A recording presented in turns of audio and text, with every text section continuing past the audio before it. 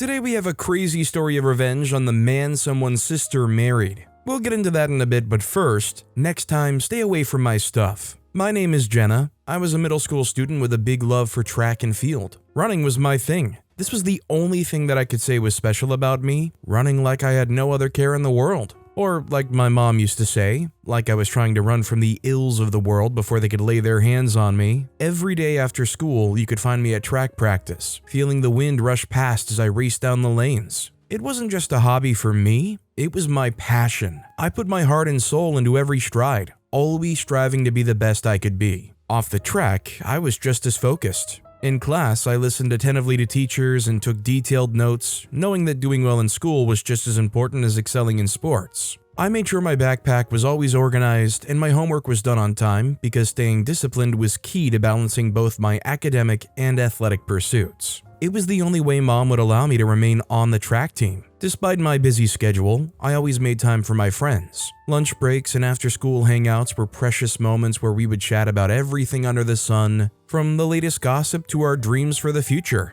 I cannot say life was easy then, but it was a bit easier than growing up and moving on, and it was the time of my life when I had an insistent bully pay for always coming on my case. Brad. Brad was the kind of guy you'd call a bully. He had this way about him, always trying to show he was in charge and making everyone else feel small. It seemed like he got a kick out of putting others down and showing off how tough he thought he was. Even though he was on the track team like me, his attitude wasn't exactly winning him any popularity contests. If there was one, sure, he had the skills to run fast, but his personality left a lot to be desired. He had this habit of acting like he owned the place, strutting around like he was better than everyone else. It was one of the things I wished could be exchanged about the track team. Being around Brad was like walking on eggshells. You never knew when he would lash out or say something mean. It made practicing with him a real challenge, and it definitely put a damper on the whole team spirit thing. It made me keep away from him most times, on the pitch when we were training or off the pitch in classes. This was the same attitude he took to others, and I can tell you for a fact that it rubbed me and plenty of others the wrong way. In a way, you could say that Brad was the typical school bully who thought he was hot stuff just because he could run fast. But that was his business, really, until he made it my business. One of the things every young athlete learns is how to coexist with their teammates without thinking of them as a life competitor or sabotaging their races. The other thing was to always come to training with refreshments. I learned this latter part earlier because I had a case of stomach upset from having a drink that did not quite agree with my digestive system. So every day at practice, I made sure to bring my trusty Gatorade to keep me hydrated. It was like my little ritual, you know? But there was one problem: Brad. For some reason, he always had his eye on my drink. Without fail, as soon as I set my Gatorade down, Brad would swoop in and help himself to a big gulp like it was no big deal. It was like he didn't even care that it was mine and that I needed it to stay fueled during practice. He would drink half of it before I even had a chance to take a single sip. He could have asked if I was willing to share before hijacking it and gulping it without my permission, but that was not the way the hot boys of track did it. They had to take whatever they wanted, irrespective of who owned it or if it was actually stealing.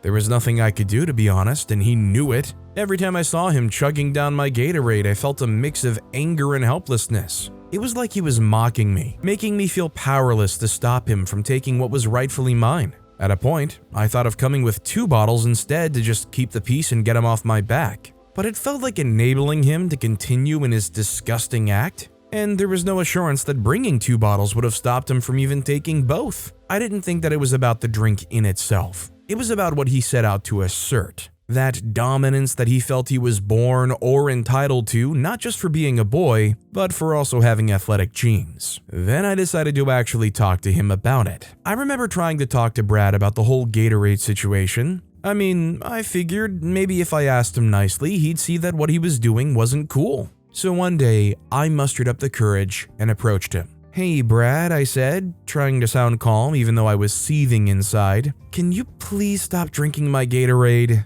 I bring it to practice for myself, and it's not fair that you keep helping yourself to it." But instead of listening or even pretending to care, Brad just shrugged and gave me this annoying smirk. "What's the big deal? It's just a drink," he said, like that in any way made it okay for him to keep taking it without asking. I tried to explain that it wasn't about the drink itself, but about respecting other people's belongings, but Brad wasn't having any of it. He brushed off my concerns like they were nothing, as if my feelings didn't matter at all, pushing me to the wall in the process as he tried to get away from my confrontation. It was like talking to a brick wall. No matter what I said, Brad just didn't seem to care. And as much as I wanted to shake some sense into him, I knew deep down that reasoning with him was a lost cause. The confrontation I had with Brad began a whole new level of annoyance. It was like he was infuriated with the fact that I decided to call him out on the things he was doing. It was his way of retaliating, using his actions to say it to my face that there was nothing I could do about his actions. As if Brad drinking my Gatorade wasn't bad enough, things took a turn for the worse. He started throwing shade at me during practice, making snide remarks about how I ran and how I trained. It was like he had nothing better to do than pick on me and make me feel small. Every time I heard one of his comments, it felt like a punch to the gut.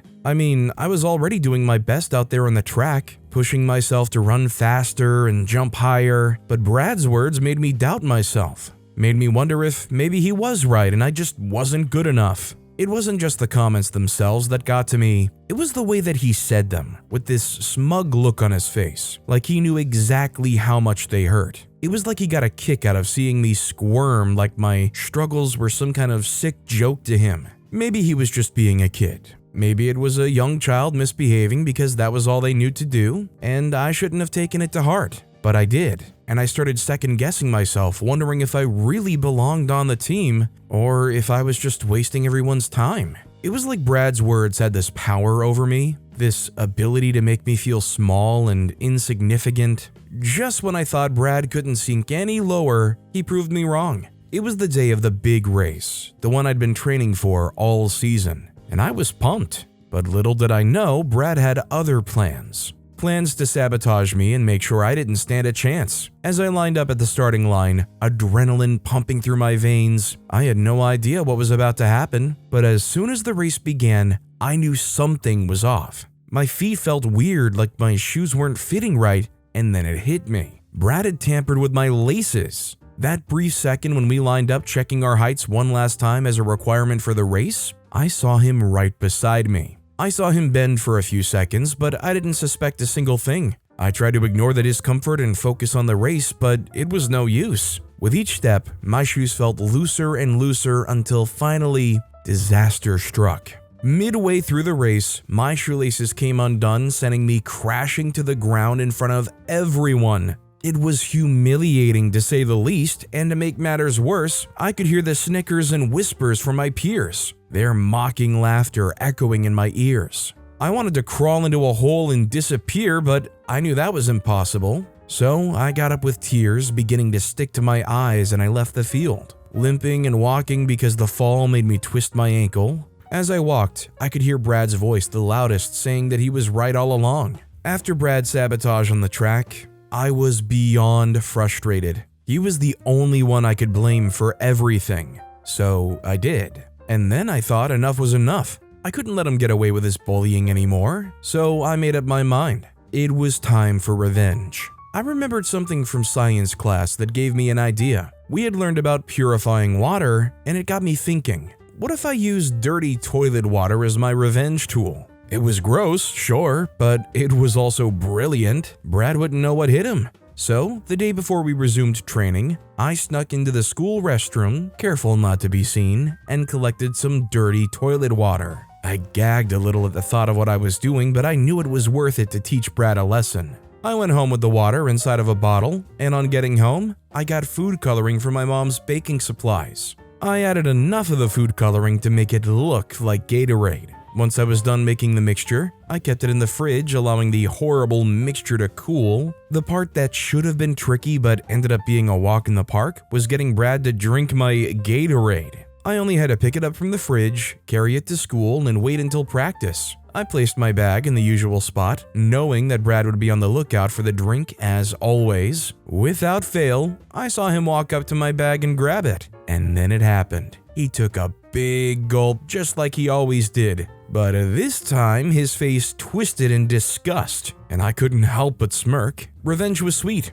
even if it tasted like dirty toilet water. As Brad gagged and sputtered, I couldn't help but feel a sense of satisfaction. He had finally gotten what was coming to him. The best part? He had to skip school and training for the rest of the week because his stomach couldn't handle the germs in the toilet Gatorade. That was the last time he took a gulp of my drink. So, hearing this story, the nice thing I think is when Brad says, "What the heck is that?" OP can reply to Brad, "Well, every guy in the school helped make that for you." How inconsiderate of Brad to act so disgusted. Also, hi, I'm Steven, and if you guys enjoy crazy stories of revenge, it would be amazing if you left a like or left a review if you're listening to my podcast. That said, our next story is, I reported my ex-friend and her law school admission was withdrawn. I used to be engaged to the love of my life, a sweet young man that meant the whole world to me. We met in my sophomore year of college. It was love at first sight for the two of us. I was crazy about him and he was wildly in love with me too. Before him, I thought love was impossible. I'd given up on love totally, and for good reason too. My parents had the messiest divorce ever, plus years after years of serious fights and loud arguments in the house. So I just told myself that love was drama and I didn't need that kind of drama in my life. All through high school, I never dated anyone seriously. I went on dates and I had a friends with benefits arrangement with a guy I knew was in a relationship at the time.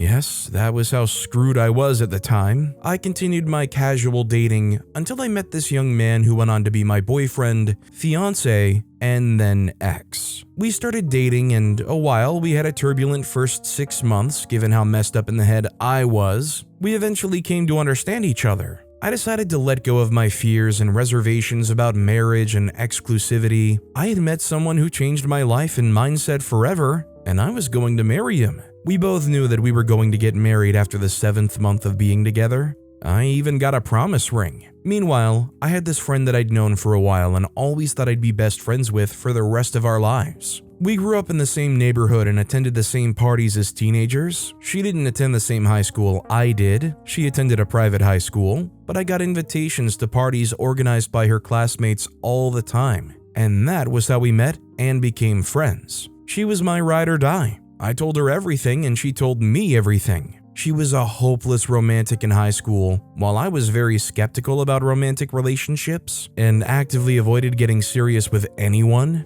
Despite our differences growing up, we were thick as thieves. I would joke with her that we were soulmates and that we didn't need to date or even get married, and she'd laugh and told me that she wanted to have a big family and a big yard. I would then joke about buying the house next to hers so I could eat dinner in her home every evening. When I met my friend, she was dating this guy in her school. They were pretty serious for high school kids. They had already made elaborate promises and all that. My friend was in love with him. When we went off to college, however, they started to drift apart. My friend tried all she could to rekindle their love or find a way to work through the long-distance thing, but her boyfriend wasn't joining her in the fight for their relationship. Eventually, he confessed that he'd fallen in love with someone he met at his university and that they had hooked up. My friend was mad and hurt, as was I. Still, he ended the relationship and left her for the new girl. All this happened while we were still freshmen, and it was shortly after that I met my man. I was excited about my relationship with him. He was my first real boyfriend, so it made sense. My friend, on the other hand, was surprisingly not thrilled about my new relationship. I was surprised that she didn't seem thrilled because she was the one who used to bother me about dating and finding someone. At first, I felt offended that she didn't appear to be excited about my relationship. But I decided that I was being selfish, expecting her to be all happy when her long-term relationship had just ended.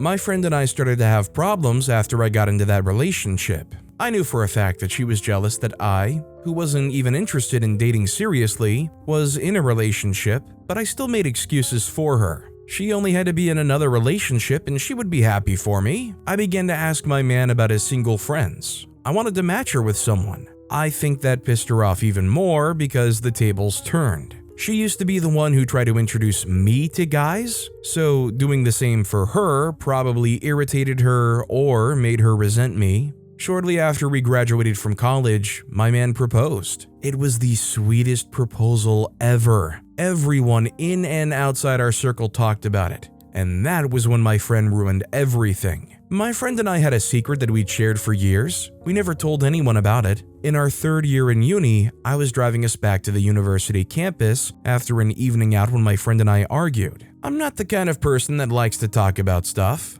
Many times I just apologize, even when I'm not sorry, just so I and the other person can move past it. My friend, on the other hand, always wanted us to talk things out. That evening, she insisted we talk, but I refused. I just wanted us to drive back to campus quietly. After shutting her out for a while, my friend started to pull me. That was distracting since I was driving, but I ignored her and kept driving. She hated being ignored, so she pulled more and even tried to get me to stop over. I didn't want to stop over, so we struggled. While we were struggling, we hit another car. To this day, that was the saddest day of my life. I wish we didn't even go out that afternoon. I wish I'd stayed back in my dorm and read a book or something. We panicked and stepped out of the car, but since the other person in the car wasn't even moving or saying anything, we thought we'd killed him. I tried to call the emergency service, but my friend said no. She convinced me to get into the car and we drove away. When we got back to campus, I called the emergency service using a telephone in school. My friend and I promised not to tell anyone what had happened, and we stuck by that agreement. I didn't tell my boyfriend either. I didn't tell him because he'd done so much work to make me a better person, and I feared that if I told him, he was going to think of me as a monster. It may not have been my fault for hitting the guy, but running away was a horrible thing to do. My boyfriend met me when I was a girl who just wanted to have fun and play with the feelings of others. If I told him what had happened, he would just think to himself that I could never be a good person. He would stop trying, and that would be the end of our relationship. At the time, I could not even imagine losing my boyfriend. My boyfriend and my best friend were my whole world. A week later, I found out that the man we hit didn't die. He sustained some injuries and a fracture, and his car was partially damaged, but he was alive. I told my best friend, and she still insisted that we keep things to ourselves. Back to my engagement story. After my man and I got engaged, my best friend texted him asking to see him, and she told him about the hit-and-run situation, and he ended our relationship. He ended it unceremoniously. We were living together at the time, and he just started acting very weird. He was unusually quiet and unresponsive. I checked his chats one day because I started to wonder if he was cheating, and that was when I saw that my friend had texted him. I just knew immediately that his behavior had something to do with her. I thought they were sleeping together. But when I confronted her, she told me that she'd told him about what I did because she felt guilty and needed his advice. I was hurt, but was even more hurt that she said it like that, as though it was just me in the car that night and she didn't actively distract me. I felt so betrayed that I contemplated ending things. My best friend had left and my boyfriend was done with me. I had no one to talk to. I had to move back home to live with my father and stepmother, who I didn't like because there was nothing in that city for me anymore. I couldn't show up anywhere confidently, and I was also worried that people would ask me about my engagement and also ask about my friend. Now, my friend had always wanted to be a lawyer, and I knew she was planning to go to law school after college. I had gone from living in denial to feeling rage about what she did to me. I knew, of course, that she didn't tell my ex because she was feeling guilty, but because she wanted to end our relationship. She couldn't stand knowing that I would get married at a time when she wasn't even dating anyone, so she deliberately sabotaged my relationship. I knew I was going to get into trouble too if I reported what we did to the cops, but I didn't mind. I had lived with the guilt for far too long anyway. When I heard from an old friend that she had been admitted into her choice of law school, I went to the cops and confessed what had happened. We were both arrested and arraigned. She could not get into law school while being tried for a criminal offense, so her admission was withdrawn. This was after she had announced that she'd got in on Facebook and everyone had congratulated her. I loved how embarrassing that was for her, since that was quite literally what she did to me too. I told everyone about my engagement and my fiance ghosted me, no thanks to her. I had to deal with questions for people about when the wedding was going to happen, as I'm sure she'd deal with questions from people about when she was going to be a lawyer. We both had to do time for 6 months, but the difference is that while I was completely prepared for it and had nothing on the line, she was shocked and didn't see it coming. She was also turned away by the law school of her dreams, and knowing how reputable the law school is, there is no chance that they'd ever admit her again. Ironically, that was the best decision ever, because I became closer to my parents and we now have a more decent, mutually respectful relationship.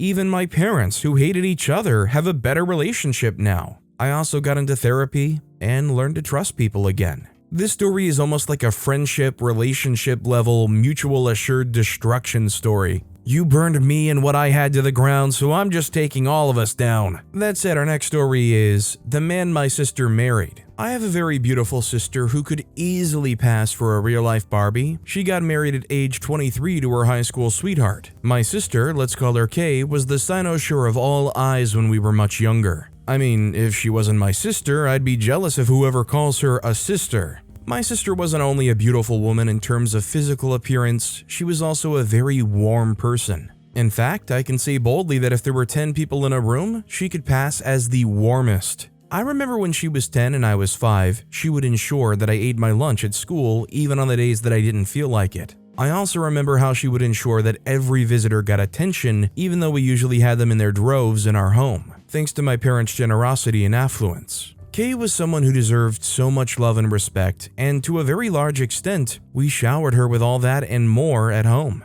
Then, after college and after more years of dating her all-time boyfriend G, she settled down with him at 23. The guy she married was a major guy in high school and around the neighborhood. He was very cute, no doubt, and I think it was a quality that he was well aware of. I knew this because of the way he carried himself, as if the whole world revolved around him. To be honest, he was an all-around great guy, but I strongly believed that my sister deserved better. First, he was the type of guy who liked to have very close relationships with other girls. When we were in high school, I used to wonder why he would keep female friends he usually referred to as besties. It was bad enough that Kay didn't see anything wrong with such ideas. I knew I was the younger person, but I still felt some level of respect was expected in a romantic relationship such as the one Kay had with G. I tried all I could to make Kay see that something doesn't click with G, but she made it clear that I was the one who didn't know G as much as she did, and gradually I sat and watched my sister slip away from us. I mean, she was mostly all about this guy and less about herself, and it was bad enough that our parents didn't see anything wrong. First, because G's parents were their friends. We are all a family, they would always say. Well, I had to cut myself some slack when it became obvious that it was me against everyone else. My sister got married to G at 23 at his insistence. She asked me to walk right behind her, and I had no choice but to oblige. Even if I had some reservations, I was convinced that I owed her some honor. I watched my sister walk hand in hand with my father down what seemed like a very long aisle on a Thursday morning. She was all smiles and she looked like a real-life princess in her satin dress.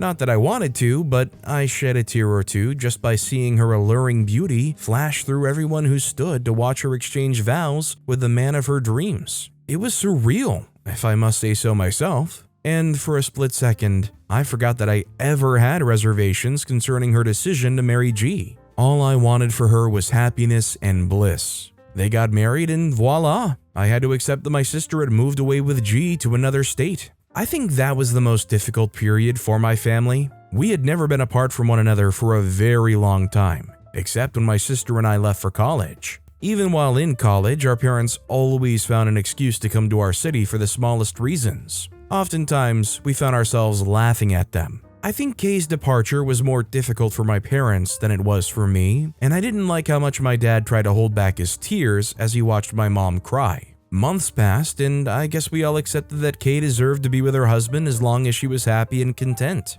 On the other hand, I couldn't wait to see my sister again, and I was thankful when the opportunity to do so presented itself. It was my sister's birthday, and our whole family, I mean, my mom, dad, and me, paid a surprise visit to Kay in Las Vegas. That was after her birthday, by any way. I think we were reasonable enough to allow her to spend that special day with her husband, despite our eagerness to see her. During our visit to Las Vegas, where Kay lived with her husband, I decided to spend more days than my parents did, with the excuse that I wanted to explore the city and visit more friends. My parents returned home to Florida, and I was so happy that I would get to hang out a bit more with my sister and best friend. Even though she insisted that I stay at their house, I remained at the hotel I checked into with my parents. I visited Kay every day just to catch up with her. Then I noticed some things that were totally off. The first thing I noticed was how Kay easily lost concentration, especially when she held things. She would look so lost until the object dropped unconsciously from her hand.